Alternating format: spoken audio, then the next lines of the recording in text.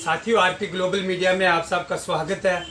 आज आप सबको पता ही होगा कि 12 मार्च 1930 को महात्मा गांधी ने देश की आज़ादी के लिए डंडी मार्च आंदोलन की शुरुआत की थी, जिससे देश में अंग्रेज़ों को भगाने के लिए एक गांधी आंदोलन, एक ऐसा आंदोलन हुआ था कि जिससे बहुत ही सक्सेसफुल ये आंदोलन देश की आज़ादी में रहा था। इसी विषय पे आज हम बात करेंगे। जम्मू में कांग्रेस पार्टी के एक नौजवान चेहरा और सीनियर लीडर अश्वानी हांडा साहब डिस्ट्रिक्ट जनरल सेक्रेटरी और मीडिया इंचार्ज डीडीसी जम्मू, आज ये हम आपको इनसे रूबरू करते हैं और जानते हैं कांग्रेस के हालात के बारे में। जी हांडा साहब, आरपी ग्लोबल मीडिया में आपका स्वागत है।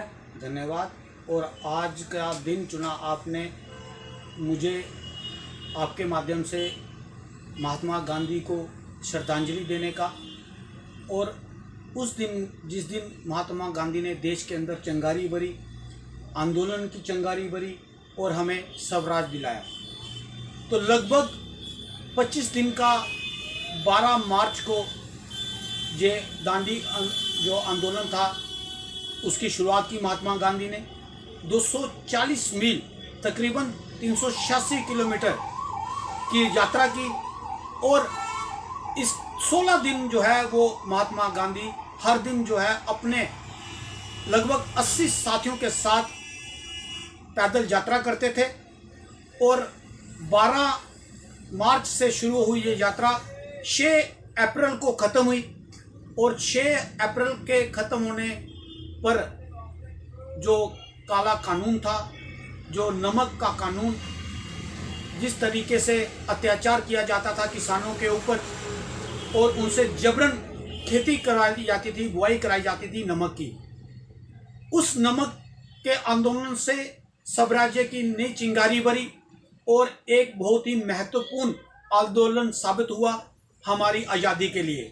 तो आज मैं उस महान शख्सियत को, जिसको हम राष्ट्रपिता के नाम से भी जानते हैं, वो आज मुझे आपने अवसर दिया उनको श्रद्धांजलि अर्पण करने का, तो मैं एक बार फिर आपके माध्यम से महात्मा गांधी को नमन करता हूं, और देश की आज़ादी दिलाने में उनकी महत्वपूर्ण भूमिका के लिए भी मैं सदा उनको नमन करता रहूँगा। अश्वानी साहब, हम आपसे एक सवाल करते हैं कि जब कांग्रेस में ऐसे महात्मा गांधी, नेहरू, मौलाना अब्दुल कलाम आज़ाद, बहुत ऐसी शख्सियतें रही हैं जिन्होंने देश के लिए कुर्बानियाँ दी। हम इंदिरा गांधी की बात करें, हम राजीव गांधी की बात करें, उन्होंने इस देश के लिए कुर्बानियाँ दी हैं। तो आज कांग्रेस का इतना कमज़ोर होना क्यों, और इसके पीछे क्या कारण है?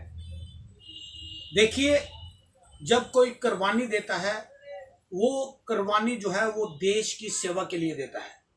हमेशा कांग्रेस के लोगों का ये मानना है कि देश की सेवा जो है वो सर्वोपरि है।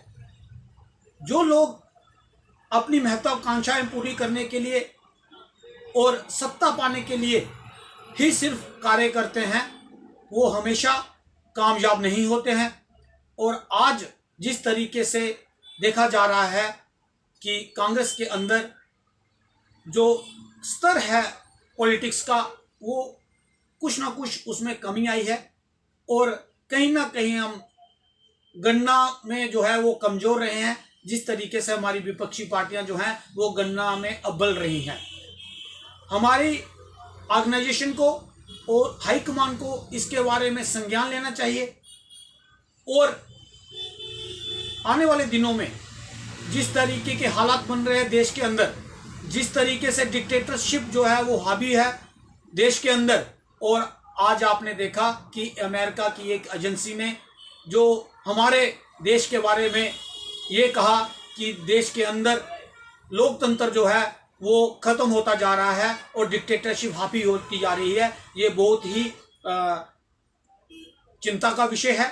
और खासकर कांग्रेस परिवार के लिए चिंता का विषय है कि हमें इस चीज़ को रोकने में हम कहीं ना कहीं नाकामयाब रहे हैं। जिस तरीके से मैं विपक्षी पार्टियों का दोष नहीं दूंगा, मैं अपनी पार्टी को दोष दूंगा कि हम विपक्ष को इन तरह के क्रियाकलाप को रोकने के लिए हम बेअसर साबित हुए हैं, हम विफल साबित हुए हैं, क्योंकि हम पूरी तरह से उनका विरोध नहीं कर पाए हैं, ना ही सड़कों पे और ना ही संसद के अंदर। सिर्फ आजाद साहब ही एक ऐसे नेता निकले हैं जिन्होंने संसद के अंदर जम्मू कश्मीर की 370 हटाने के ऊपर पूरी तरह से विरोध किया।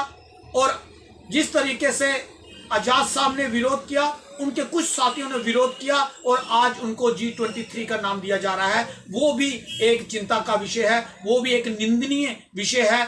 जो लोग जो पार्टी को रिवाइव करने की बात करते हैं और हमारे कुछ छुटपुट नेता उनके बारे में ये कह रहे हैं कि उनके संज्ञा दे रहे हैं G23 की, वो G23 की संज्ञा जो है वो गलत है।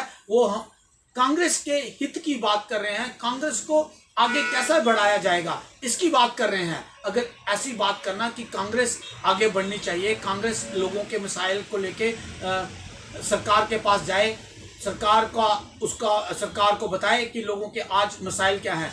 आज देश के अंदर बेरोजगारी जो है वो चरम पे है। कोरोना महामारी के बाद देश में सबसे बड़ी महामारी जो है वो आज बन चुकी है बेरोजगारी। हर तीसरा युवा जो है वो बेरोजगार है। और कोरोना महामारी के लॉकडाउन के बाद जिस तरीके से इंडस्ट्री पूरी तरह से बंद हो गई, लोगों के कारोबार बिल्कुल प्रभावित हुए और बंद के कगार पे पहुंच गए और तकरीबन 50 करोड़ की आबादी जो है वो इस कोरोना महामारी में जो है वो बेरोजगारी पे पहुंच गई। आज मैं अपने स्टेट की बात करूं, स्टेट के अंदर 10 लाख जो युवा पढ़ा लिखा है वो बेरोजगार है। और यहां तक बात की थी 370 हटाने से पहले केंद्र सरकार ने कि जम्मू कश्मीर में जो है वो रोजगार जो है वो दिया जाएगा 70,000 लोगों को, लेकिन उसमें भी विफल हुए। उसके बाद इन्होंने कहा कि देश के अंदर 2 करोड़ लोगों को सालाना रोजगार दिया जाएगा, उसमें भी विफल रही। आज महंगाई आप देख लीजिए, पेट्रोल 100 के आसपास है, डीजल जो है वो 90 के आसपास है, गैस सिलेंडर 850-900 के आसपास है। सब्सिडी पूरी तरीके से खत्म कर दी गई, सिर्फ ये कहकर कि देश हित में आपने काम करना है। इस तरह की डिक्टेटरशिप आने वाले दिनों में जम्मू कश्मीर के अंदर, मैं अपने प्रदेश की बात करता हूं, कि बहुत ही चिंताजनक स्थितियां पैदा कर रही है। पिछले दिनों पूरे वर्ल्ड को गुमराह किया गया डीडीसी चुनावों को लेके, और आज वो लोग जो हैं, जो लोग जीत के आए हैं, उनको पावर जो है वो नहीं दी जा रही। उनके पास कोई अख्तियारात नहीं है कि वो लोगों के मिसाइलों को हल कर सके। कहीं कुछ लोगों की ऐसी सोच पैदा हो गई है कि डीडीसी मेंबर जो भी इलेक्टेड होता है, चाहे वो पंच हो, सरपंच हो, विधायक हो, MP हो, लोगों को एक आशा होती कि ये चुनकर हम इसको वोट दे रहे हैं, भेज रहे हैं और हमारे क्षेत्र का विकास करेंगे। कुछ लोगों का कहना है कि कहीं ये डीडीसी मेंबर जो है ये खाली अपनी तनख्वाह के लिए ही तो नहीं रो रहे हैं। देखिए, कॉरपोरेशन की इलेक्शन हुई, कॉरपोरेशन के अंदर 71 वार्ड है हमारे, और 71 वार्ड में हर एरिया में 2 ग्रेवेज उठाने के लिए ऑटो रिक्शा हैं। सरकार ये तो दिखाती है कि हम बिल्कुल निचले स्तर से जो है वो लोगों को फैसिलिटीज देंगे, लेकिन बड़े दुख से कहना पड़ता है मेरे वार्ड की संख्या लगभग 10,000 है, और उस वार्ड की 10,000 संख्या के लिए 1 ऑटो रिक्शा या 2 ऑटो रिक्शा है गैरेज उठाने के लिए। तो वो कॉर्पोरेटर क्या कर पाएगा जब उसके पास अख्तियारात ही नहीं है, जब तक उसको नाली बनाने का उसके पास कोई प्रमाण ही नहीं है, वो नाली ठीक नहीं करवा सकता है, वो सड़क नहीं बनवा सकता है, क्योंकि पीछे से बजट ही नहीं है।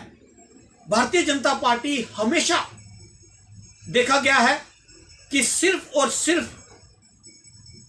इंटरनेशनल पटल पर यह दिखाती है कि हमने ग्रास रूट लेवल से जो है वो पावर देने का काम किया है। आज उसका हशर पिछले डीडीसी के जो मेंबरान जीते हुए हैं, जो डीडीसी के चेयरमैन बने, इनकी चेयरमैनशिप में बहुत तादाद कम आने की वजह से मैं ये आरोप लगा रहा हूं केंद्र सरकार पर कि डीडीसी के अंदर जिस तादाद से ये सोचते थे कि इनके चेयरमैन आएंगे, वैसा नहीं हुआ और आज ये उनको उनकी पावर देने में असफल रहे हैं और ये जानबूझकर उनको पावर नहीं दे रहे हैं, क्योंकि इनसे भाजपा से जो लोग थे चेयरमैन बन के आए थे वो बहुत कम तादाद में आए और दूसरों की तादाद ज़्यादा है, पावर उनके पास चली जाएगी। इस डर से इन लोगों ने उनकी जितने भी पावर्स थी वो कम कर दी हुई हैं और ना ही अभी तक उनको किसी तरीके का अधिकार है कि वो लोगों के मिसाइल को लेकर हल करने में काम करें। उसके साथ साथ मैं आपको बताना चाहूँगा कि भारतीय जनता पार्टी ये नारा देती है कि हम जम्मू कश्मीर के प्रदेश के अंदर हिंदू चीफ मिनिस्टर देंगे, तो वो कांग्रेस की सरकार है। मैं भारतीय जनता पार्टी को लोगों को बता दूं कि जिसने जम्मू का पहला चीफ मिनिस्टर दिया और उसने ये काम करके दिखाया, उसका नाम है गुलाम नबी आजाद, जिसने 18 घंटे वर्ल्ड कल्चर का यहाँ पे नया आयाम लाया। सुपर स्पेशलिटी उसका प्रमाण है, 2 साल में सुपर स्पेशलिटी तैयार हो गया। 4th ब्रिज उनकी देन है, हर डिस्ट्रिक्ट में कॉलेज उनकी देन है। और जिस तरीके से वर्क कल्चर जहां पे पनपा, जिस तरीके से बेरोजगारों को रोजगार दिया गया, जिस तरीके से हमारा टूरिज्म उस टाइम में बढ़ा, वो स्वर्णिम काल था कांग्रेस के चीफ मिनिस्टर का और खासकर श्री गुलाम नबी आजाद साहब का। आज जो जरूरत है जम्मू कश्मीर के लोगों को, ऐसे चीफ मिनिस्टर की जरूरत है जो लोगों के मसाइल को हल कर सके, जो लोगों के काम कर सके। जितनी गुर्बत आज जम्मू कश्मीर में है, 370 हटाने से पहले मैं यकीनन कहता हूं कि ऐसा कुछ भी नहीं था।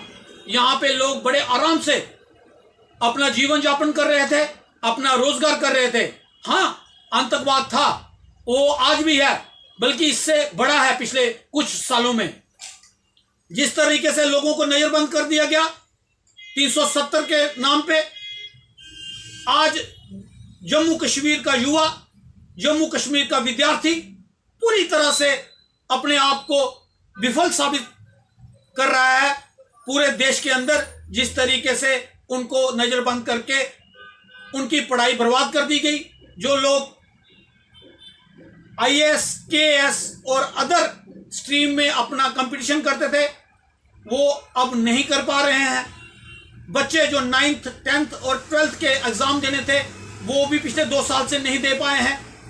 और कोरोना के बाद तो स्थितियां उससे भी बिगड़ती गई, जो हमारे लिए बहुत ही चिंता का विषय है। मैं सरकार से अनुरोध करूंगा कि सरकार जल्द से जल्द जम्मू कश्मीर में चुनाव कराए, स्टेटहुड का दर्जा जल्द से जल्द वापस दिया जाए, ताकि लोगों के नुमाइंदे हों और वो नुमाइंदे जो हैं लोगों के मसाइल हल करने में उनकी पूरी मदद करें। जी, मैंने एक और न्यूज़ पिछले दिनों पढ़ी, पेपर में मैंने न्यूज़ पढ़ी थी कि आज़ाद के जो लाइस्ट हैं, जिनमें से एक आप भी हैं, कांग्रेस की तरफ से वो न्यूज़ है कि उनके खिलाफ सख्त एक्शन लिया जाएगा। ये क्या है? देखिए, मैं आपके माध्यम से ये स्पष्ट करना चाहता हूं कि हम पार्टी के लायल हैं। चाहे पार्टी में आजाद साहब हों, चाहे मीर साहब हों, चाहे कोई और हो, हम पार्टी के नुमाइंदे हैं, हम पार्टी के वर्कर हैं। मैं ये आपके माध्यम से एक बार स्पष्ट कर देना चाहता हूं कि जो लोग ऐसी बातें करते हैं वही असल में ग्रुपिज्म को बढ़ावा देते हैं। ये अखबार में छपा है, मैंने अखबार में पढ़ा है। देखिए, अगर आजाद साहब ये कहते हैं कि पार्टी रिवाइव होनी चाहिए तो उसमें क्या गलत है? और अगर हम आजाद साहब की जो एक रैली थी उसमें गांधी ग्लोबल करके ऑर्गेनाइजेशन है, उन्होंने उनको इनवाइट किया और हर ऑर्गेनाइजर का ये अपना डिसीजन होता है कि वो किसको बुलाते हैं, किसको नहीं बुलाते। उसमें आजाद साहब को बुलाया गया, उन शीर्ष नेताओं को बुलाया गया जो हिंदुस्तान में अपनी छाप छोड़ चुके हैं। और अब तरह तरह के इस तरह के पेपर के तहत उन लोगों को डराया धमकाया जा रहा है कि पार्टी से निकाल दिए जाएंगे। ना तो पार्टी में लोग किसी सैलरी पे काम करते हैं, और मैं आपके माध्यम से स्पष्ट कर दूं कि उन लोगों को डरने की जरूरत नहीं है। जो लोग पार्टी के साथ जुड़े हैं, जो कांग्रेस से वाबस्ता हैं और वो कांग्रेस के लोग हैं, वो कांग्रेस के लिए काम करते हैं और वो लोगों की सेवा करते हैं, और ऐसे ही हम करते जाएंगे, इसमें कोई दो राय नहीं है। और ना ही हम ऐसे किसी भी नोटिस का डरते हैं, और ना ही हम किसी ऐसे आदमी से डरते हैं जो ये कहा कि पार्टी का बाहर का रास्ता दिखा देंगे। अगर हम कहीं गलत हैं तो पार्टी के प्लेटफॉर्म पर इस चीज का चिंतन होना चाहिए और एक उसके बारे में मंथन होना चाहिए कि पार्टी, अगर किसी ने पार्टी के विचारधारा का उल्लंघन किया है तो उसके खिलाफ जरूर सख्त एक्शन होना चाहिए। लेकिन जो पार्टी के लिए काम करते हैं, जो पार्टी से जुड़े हुए हैं, 40 वर्षों से जुड़े हुए हैं, और आज ये स्थिति है, मैं आपने सवाल उठाया तो मैं सवाल का जवाब दूंगा। पार्टी की स्थिति ये है कि पार्टी में जो जिस पोस्ट पे, सपोज मैं वार्ड प्रेसिडेंट की पोस्ट पे ज्वाइन करता हूं तो मैं रिटायर भी वार्ड प्रेसिडेंट के रूप में ही होता हूं। 50 वर्ष तक सेवा देने के बाद पार्टी के अंदर प्रमोशन नहीं है, तो आपके साथ नए लोग कैसे जुड़ेंगे?